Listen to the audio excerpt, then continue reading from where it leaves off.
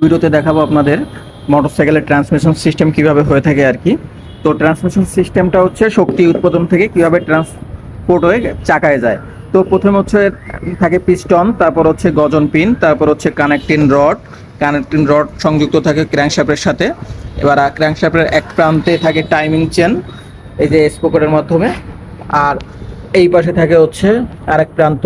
তো এই প্রান্ত থেকে ফ্লাইহুইলের মাধ্যমে আপনার গিয়ারবক্স ইনপুট শ্যাফটে শক্তি যায়। গিয়ারবক্স ইনপুট শ্যাফট থেকে শক্তি যাওয়ার পরে গিয়ারবক্স হয়ে তারপর হচ্ছে আপনার আসে হচ্ছে গিয়ারবক্স আউটপুট শ্যাফট। এইখান থেকে সামনের স্পোকেট, তারপর ড্রাইভ চেন, তারপর পিছনের স্পোকেট, তারপর হচ্ছে যে চাকা। আর ক্র্যাঙ্কশ্যাফটের অন্য প্রান্তে থাকে টাইমিং চেনের সাথে সংযুক্ত থাকে ক্যামশ্যাফটের স্পোকেট। তো এই হচ্ছে ক্যামশ্যাফট। না সিরিয়াসলি তো এই ক্যামশ্যাফট হচ্ছে আপনার ভালভ মেকানিজমটা, হেডের ভালভ মেকানিজমটা পরিচালনা করে।